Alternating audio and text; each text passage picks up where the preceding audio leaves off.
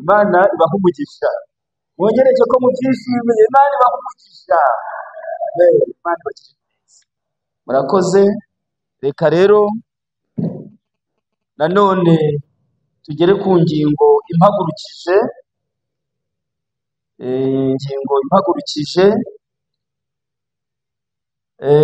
Hari indirimbo twaririmbye, indirimbo ya 37. Indirimbo ya 37 ifite amateka akomeye cyane. Iyi ndirimbo yahimbwe n'umugore, ariko ntabwo ndajya mu mateka y'uwayihimbye, ahubwo hari umwana w'umukobwa wakiriye ubutumwa bw'itorero ry'Abadivantisiti ba karindwi afite imyaka 15, arabatizwa. Amaze kubatizwa, maze ageze mu rugo, ababyeyi be ntibabyishimira. Baramubwira bati iryo wagiyemo ntabwo ari byo, bivemo. Nawe abasubizanya ubutwari, aravuga ati umva, yampamagaye nzakomeza kuyizera. Yanze kubireka, baramufashe bamujyana mu ishyamba ryari hafi aho. Barangije bamuzirikira ku giti cyarimo, bamuzirika amaguru n'amaboko. Barangije barigendera.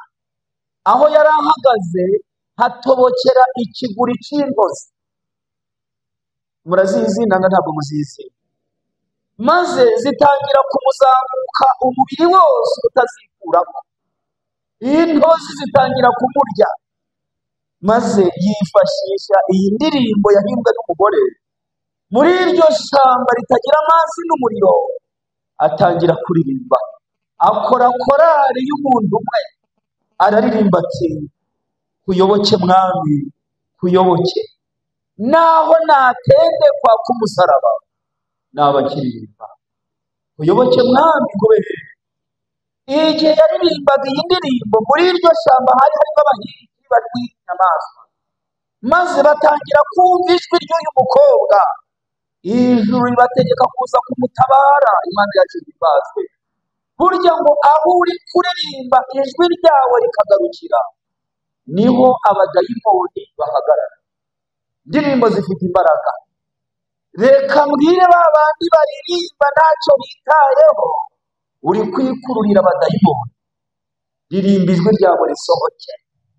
Nuko asigaye atangiye kuririmba, aririmba icya kabiri.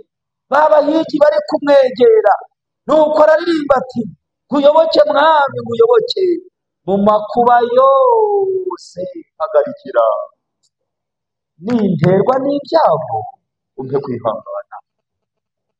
Kuyoboke mwami kubera abahigi bari hafi kumugeraho. Maze aririmba icya gatatu ati kuyoboke mwami, kuyoboke, juntabara iteka maze ngumye kwizera, umwanzi nantera ushurandwanirira. Kuyoboke mwami kubera babahigi bari bamugezeho. Rero batangira kumubohora mu maboko, maguru baramubohora. Barangije bamushyira hariya, baramutunganya. Maze afatanya nabo kuririmba icyanyuma, afite ibyiringiro, aravuga ati kuyoboke mwami, kuyoboke, wakinguye ijuru, haleluya, nyobora huri, mugenzi komera, urenda gukira, kuyoboke mwami kubera babahigi bamujyanye mu gihugu kitari ikiwabo, bamurenza imipaka. Reka mbabwire n'akandi, iyo Imana ije kugufata, irabanza andi maboko yose akakurekura, ayo wishingikirizaho yose, kugira ngo nutabarwa uzamenye ko ari Imana ibikoze.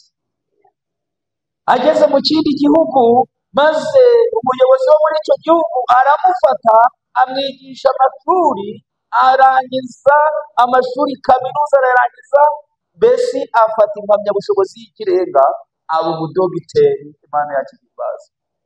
Erega iyo bakwanze Imana irakwemera. Yatahutse mu gihugu cyabo, ari umwana ufite imbaraga, ari umuganga ukomeye, arongera asubizwa ababyeyi be bari baramuburiye irengero, yabiturira ibyo bamukoreye, abagirira neza. Imana yacu ibaze. Tugiye kwigana amagambo avuga ngo humura, bibaho n'ibyo bizashira. humura, bibaho, n'ibyo bizagenza gute ntabwo nzi ibyo uhanganye nabyo, ariko buri wese afite ibyagenze gute. Bamwe muri twe bahanganye n'amadeni yanze kurangira, abandi bahanganye n'imiryango y'abananiye, abandi bahanganye n'ibitandukanye, ariko reka ngumenyeshe ngo humura, bibaho, n'ibyo bizagenza gute bizashira. Niyo mpamvu twasomye rya somo ritubwira ngo tutinye. Tugenze gute? Tutinye. Iryo somo turisome riboneka muri Yesaya 41 murongo wa 10, haranditse ngo ntutinye kuko ndi Imana yawe, ntukihebe kuko ndi Imana yawe, nzajya gukomeza, ni koko nzajya gutabara, kandi nzajya nguramiza ukuboko kwanjye kw'iburyo, niko gukiranuka kwanjye. Dore abakurakarariye bose bazakorwa n'isoni, bageze gute? Abagutonganya bose bazahinduka ubusa. Bazahinduka iki? Naho we hamutonganya kumutari kunsubiza, n'abagutonganya busa. Iyo dusomye rero abantu barabapande kandi ntiwibwire ngo nawe hari abo gutonganya, ahubwo se ntabo murakarariraga. Ariko turi kuvuga ngo humura, bibaho, n'ibyo bizageza gute. Hepfo ngo abakugisha impaka uzawushaka ubabure, kandi abakurwanya bazahinduka nk'ubusa, kuko njyewe Uwiteka Imana yawe nzagufata ukuboko kw'iburyo, kubwire ngo witinya, ndagutabaye. Imana yabivuze ikabyandika muri Bibiliya, no kubikora izagenza gute? Tuyigirire icyizere, tuyigirire icyizere, izabikora. Dusenge Imana. Imana nziza, Data wa twese uri mu ijuru, izina ryawe nirihimbazwe. Uraduhumurije kandi nanone ugiye kutwereka muri Imana ikomeye itabara mu gihe gikwiriye. Uhumurize imitima y'abagabo n'abagore, uhumurize imitima y'abasaza n'abakecuru, ubarinde ubwoba mu izina rya Yesu. Tugiye gusoma amasomo 2 gusa ari ahantu hamwe. Yesaya 45, Yesaya 45 umurongo wa 1 turageza 4. Ni amasomo 2 gusa, turasoma tugasobanura, ubundi tugasoza igitaramo kigatangira. Nayasoma muteze amatwi kuko nta yandi turongera gusoma. Ni 2 gusa, niri turangije rya 3. Ndi gusoma ngo irya Kuro n'iry'Abisirayeli uko bazagaruka. Ibi ni byo Uwiteka abwira Kuro, uwo yimikishije amavuta, ati niwe mfashe ukuboko kw'iburyo nkakuneshereza amahanga ari imbere yawe, kandi nzakenyuruza abami kugira ngo mukingurire inzugi, kandi n'amarembo ntazugarirwa. Nzakujya imbere ahataringaniye mparinganize, nzamenagura inzugi z'imiringa n'ibihindizo by'ibyuma nzabicamo kabiri. Nzaguha ubutunzi buri mu mwijima n'ibindi bishwa hiherereye, kugira ngo umenye ko ari nje Uwiteka uguhamagaye mu izina ryawe. Ni njyewe Mana ya Isirayeli, kubw'umugaragu wanjye Yakobo Isirayeli natoranije, uhamagaye mu izina ryawe, nguhimbye izina nubwo utigeze kumenya. Ni njyewe, nta wundi, nta yindi Mana ibaho itari jye. Nzagukenyeza nubwo utigeze kumenya. Haleluya. Iryo ni isomo rya 2. Irya 3 ari ryo risoza.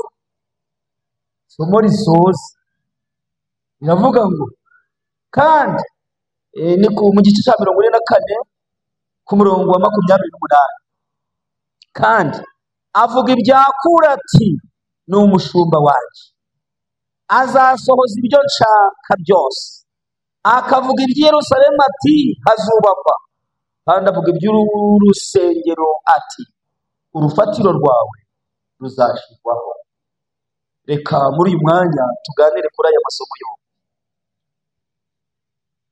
izina twakunze kwibandaho muri aya masomo yombi ni iryande Kuro, ni irya Kuro. Uyu Kuro rero niwe tugiye kuganiraho. Imana yatoranije atari yabaho. Haleluya. Somo ryagira ngo nakuremye nakumenye ndaragenza gute ntarakurema. Mwari muzi ko izina Kuro Imana yaritangaje hari kubura imyaka 115 kugira ngo Kuro avuke. Imana iraritangaza ndetse igira ibyimuvugaho kwazagenza gute kwazakora, kwazubaka urusengero kandi agasubiza abayuda iwabo, maze igira ibyimuvugaho atarabaho. Haleluya. Ibyawe Imana irabizi. Uko uzabaho Imana igenje gute irakuzi.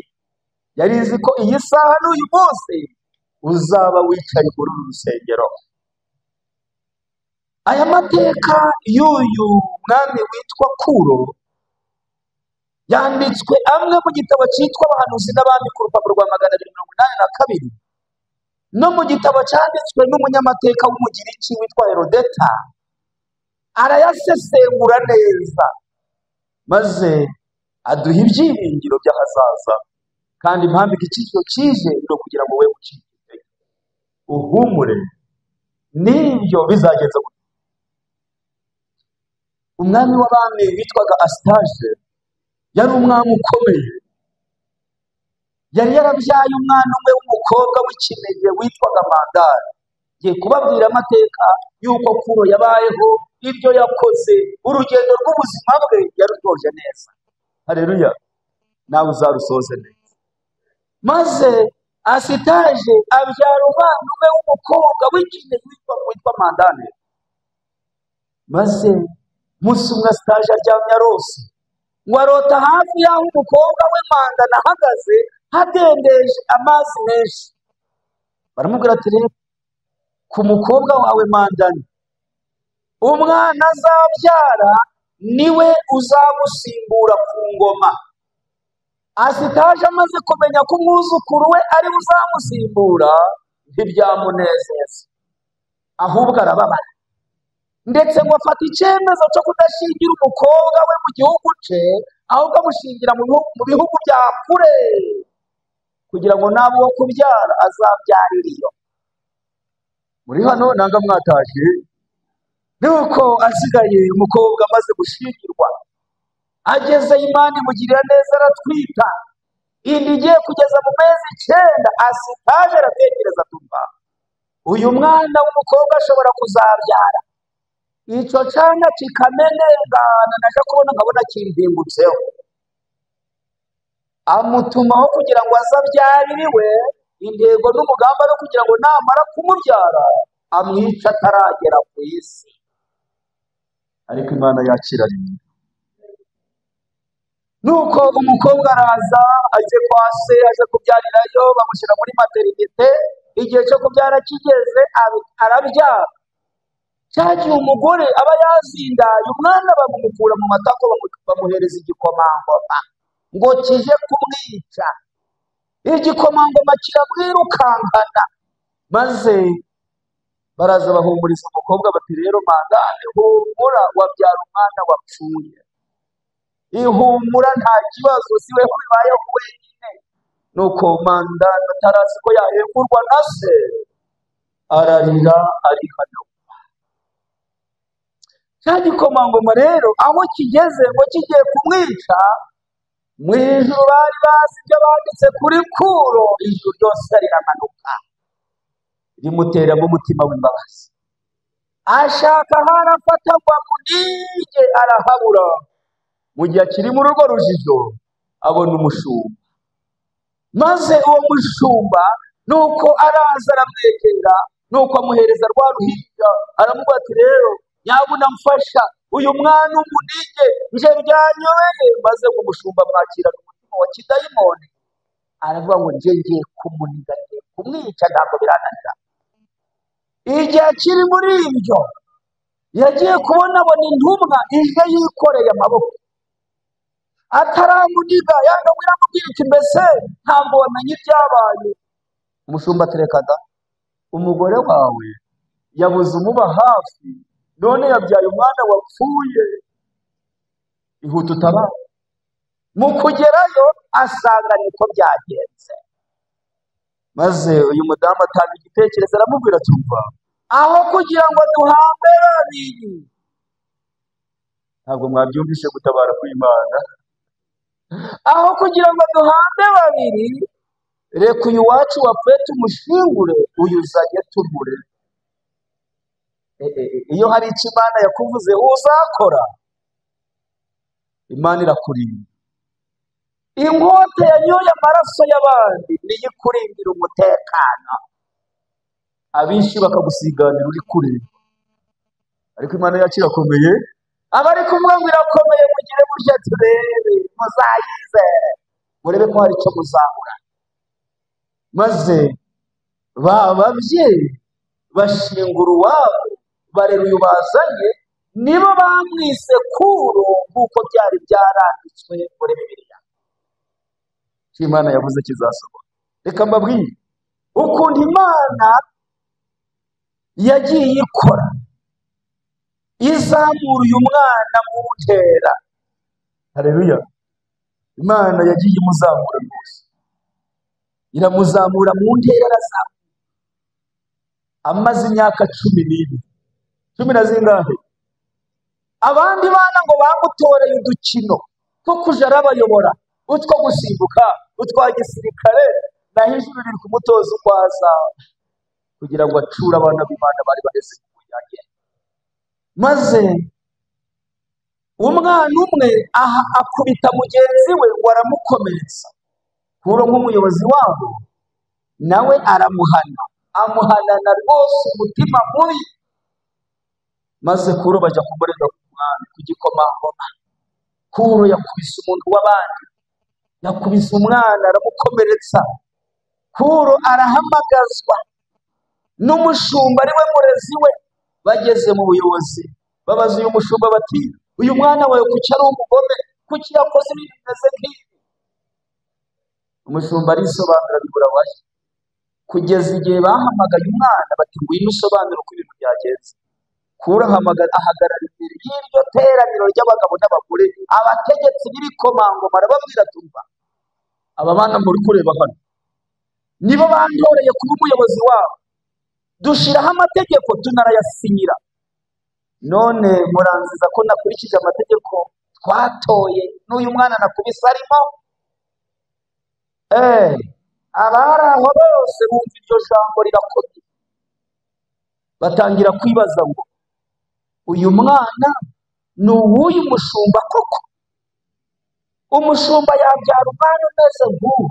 Ariko reka mbabaze, uretse agasuzuguro, ando basuzugura dore mbese umuntu umwe yigeze kunyura iwanje, maze asanga abana banje bari gukina byari ibicuke bimeze neza, harimo abahungu n'abakobwa, aranyitegereza n'ubukene bwanjye. Ariko rero wari wagusabirana, wari ukwiye kubyara umuhungu. Ukubera iki? Ukubera umuke. Ariko reka mbabwire uko abana bazabaho, Imana irakoze. Ubu twihamye kuza turisobanura imbere y'abizera ngo mfite abana 5, basigaye baratangara ngo 5 azabashira baramaze. Urabashinze ko n'itangaza abo bana banje Imana yababeshejeho kandi barize, ushaka ubabare.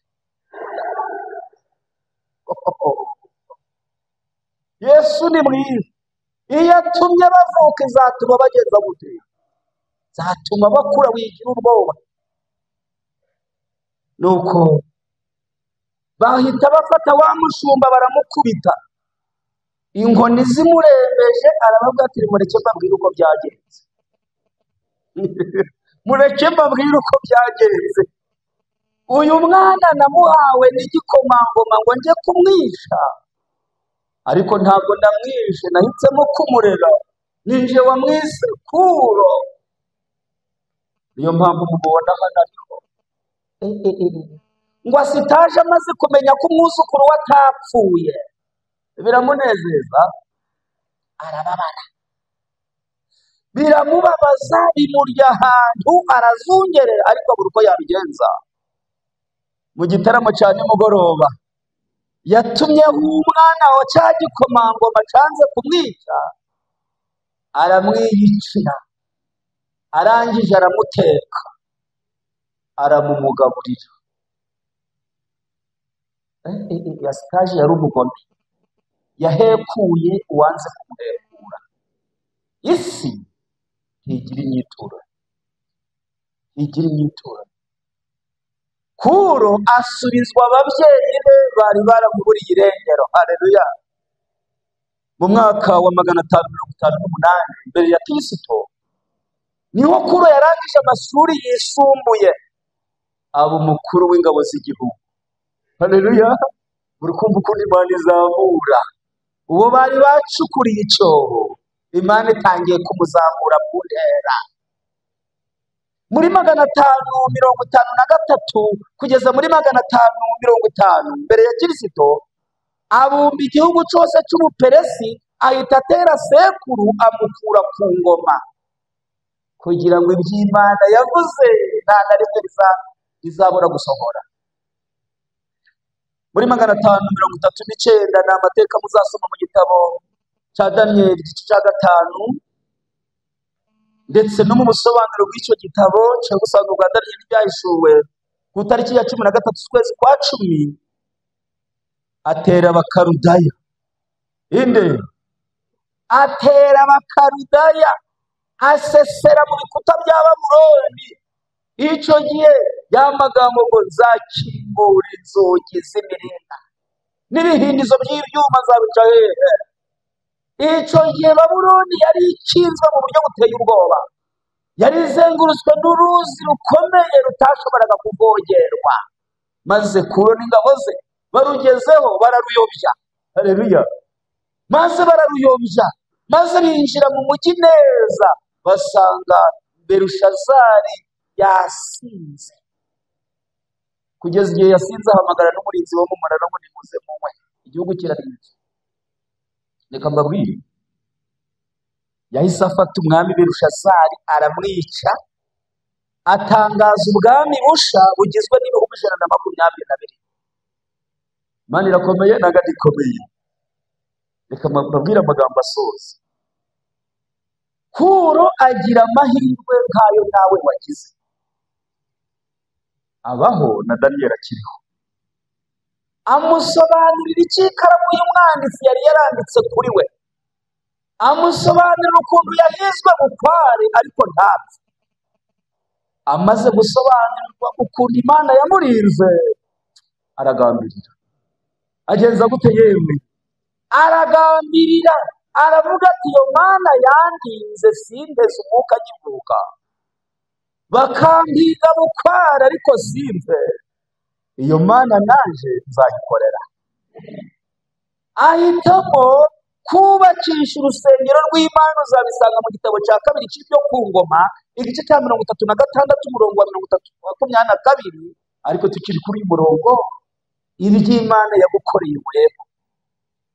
Urabizi, nje ntabwo mbizi, ariko usa n'utekereza impanuka wakoze uyu munsi wa none ukaba uhari. Tekereza ukuntu warizwe, ijuru rikakuba hafi, ugakorana impanuka n'abandi, Imana ikakurokora. Tekereza igihe wari ugiye kubyara, ugacyura uruhinja, abandi bakagendana nazo. Barahari nanga ntabo, Imana ikagucurika kugeza amahoro. Ntabwo rero wari ukwiye guhatwa gukorera Imana, ahubwo urukundo rwa Kristo rugenze gute? Buri wese afite ibyo Imana yamukoreye. Buri wese afite ibyo Imana yamukoreye.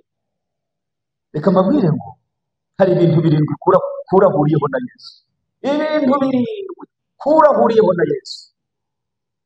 Icya mbere, izina rya Yesu ryahanuwe mbere atarabaho, nk'uko n'irya Kuro ryahanuwe hari kubura imyaka 115. itanu kugira ngo kura agende gute? Biri guhuza nanga ntibiri guhuza?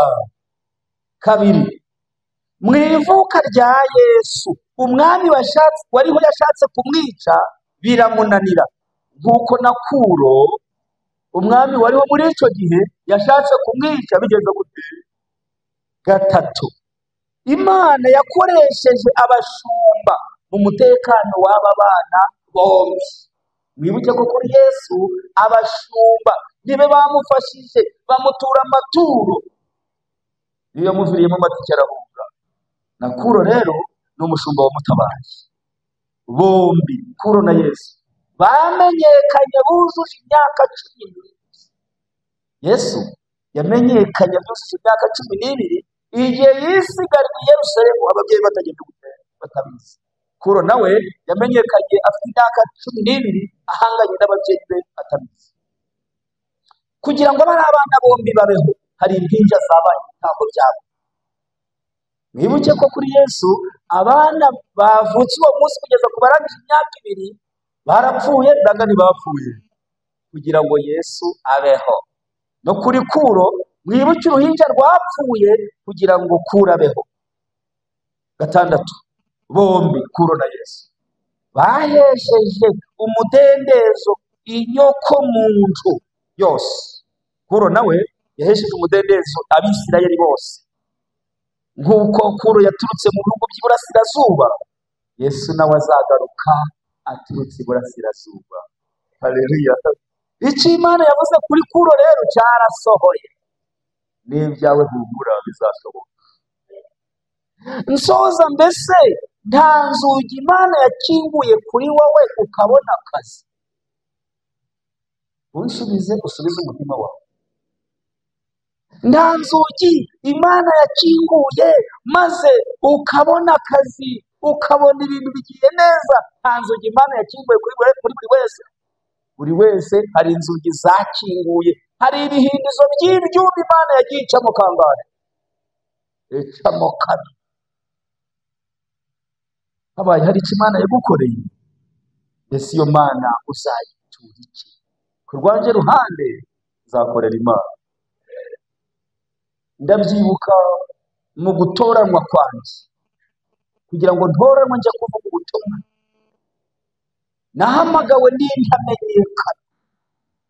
Ndabyibuka umubwiriza umwe yari yaje kudukorera amavuna, nuko mu bushobozi bwanjye buke nitanga kubana nawe ibyumweru 2 kajya mufurira n'amasogisi nkayafura n'imakoti nkayafura.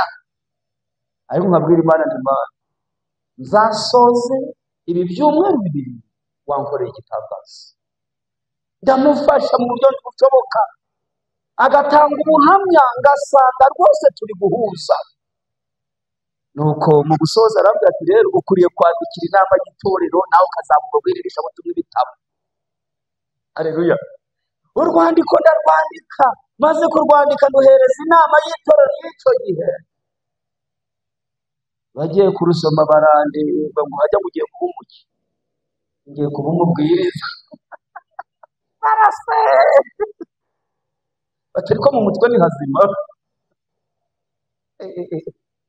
Nambara agakamba 2 igasaza ngatera hino, ikongera igasaza ndazi kuzidodera ngatera hino, kugeza igihe nagize nkakamba 6 zigerekeranye, ukagenda kugendera kuri matera. Bareba izo kamba 2 nawe iyo haba nto wari kwemera.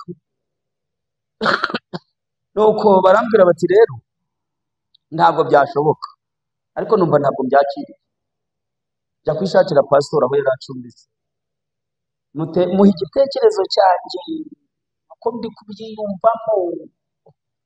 Yareba izo kamba 2 ati rero ati baje baraguhamya inyigisho wigisha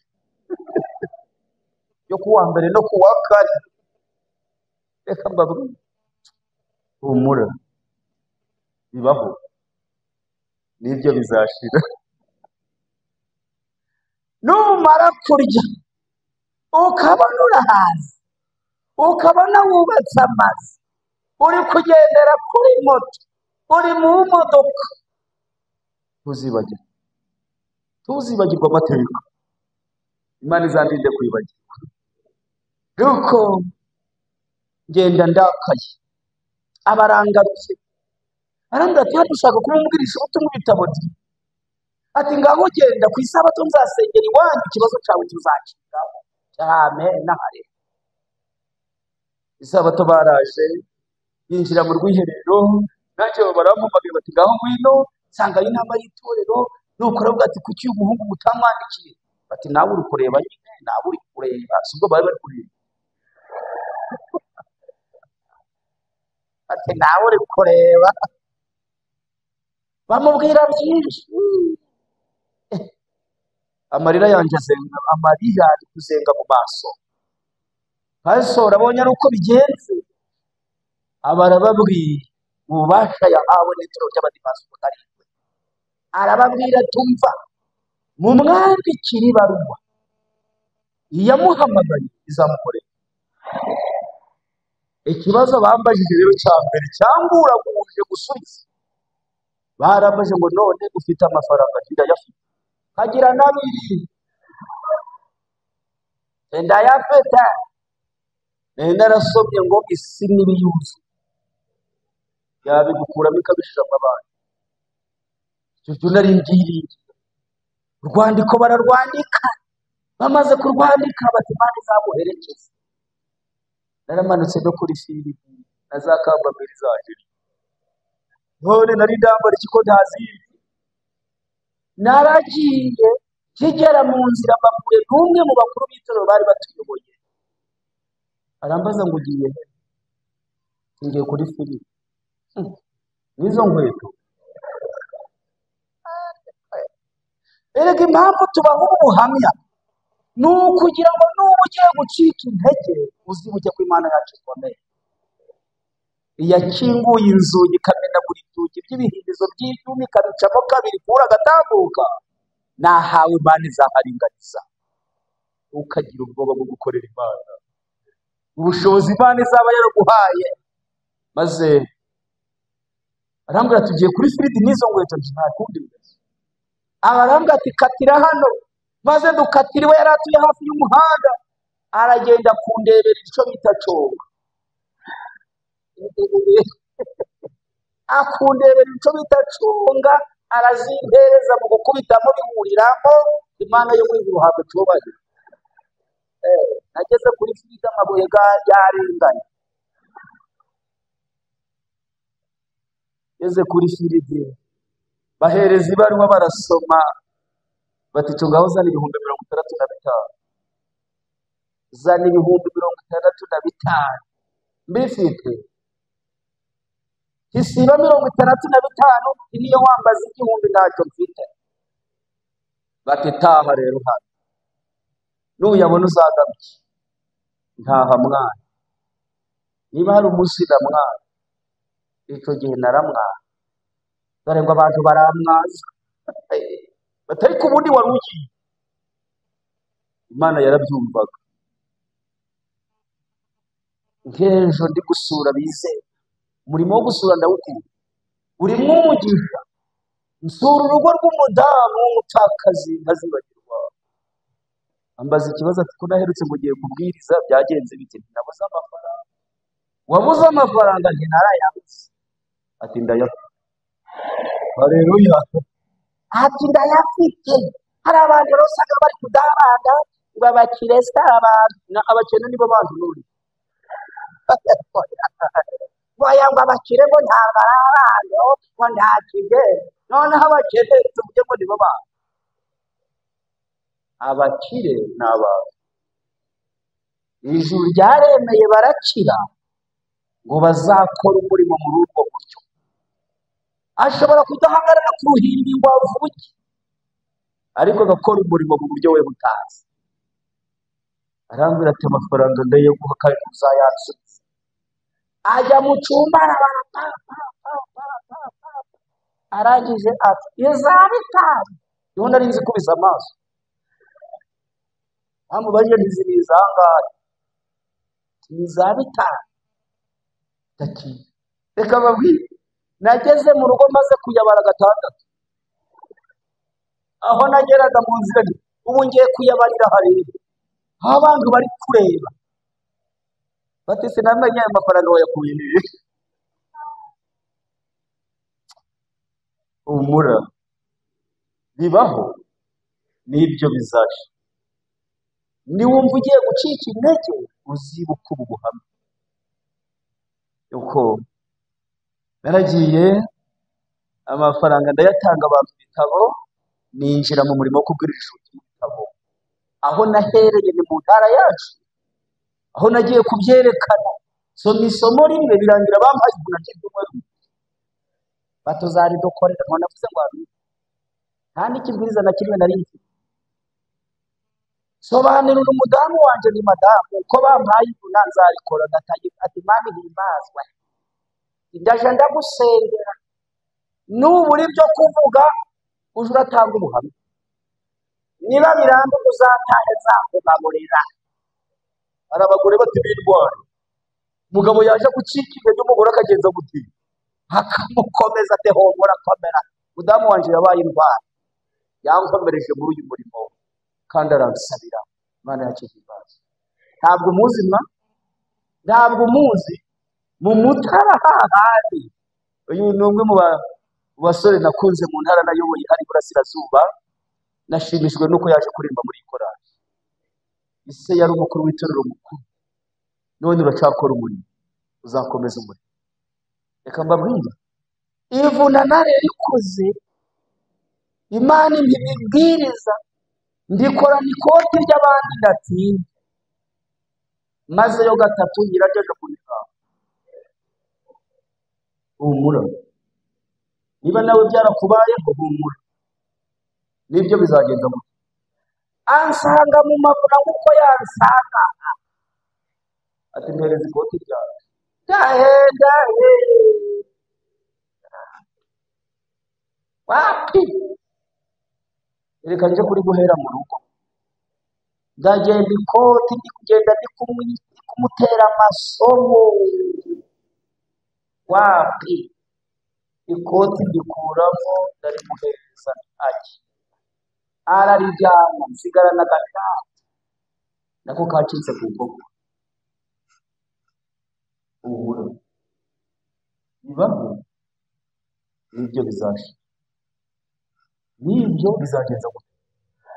Hari impamvu ndi kubisubiramo, yuko subira mu ivuna, kigera mu nzira hari umuhungu wanyitegereje, yaririmbaga muri korali, aravuga ati ngiye kuguha ikoti, urikora n'amavuna ibyumweru, nusoza ayo mavuna utarabona iryawe uzarihana.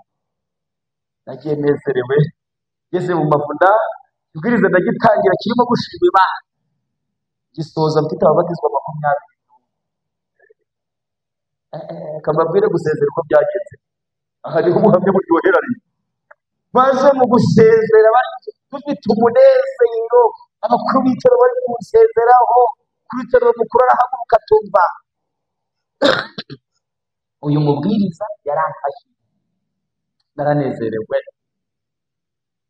None hari kado namuhaye namufungiye, maze ayifunga muri kado nziza, arangije arayimpereza. N'umudamu wafungiye arayimpereza, ati izi kado nongera muri kuzifungura, bampereza n'akahari. Ngeze mu rugo, damu wanje musanga ari icara rwose, icara kuri za kado. Mu guhambura kado bamuhaye, nsanga bamuguriye igitenge, bakungurira igitenge. Yeme yarabibonye, maze umudamu araseka.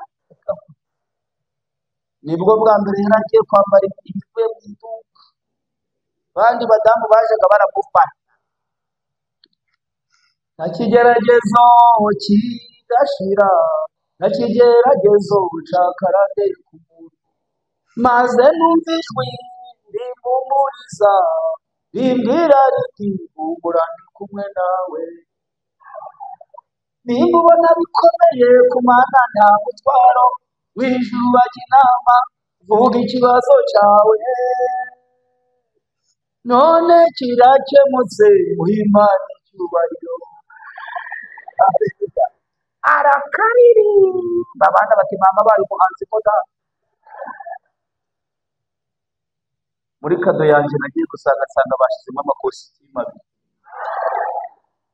yashimira Imana ishobora byose ko yampaye imbaraga ngakomeza umurimo n'uyu munsi wa none iyo nambaye iryo niguriye sinjya nibagirwa ko bigeze nawe ntuzibagirwe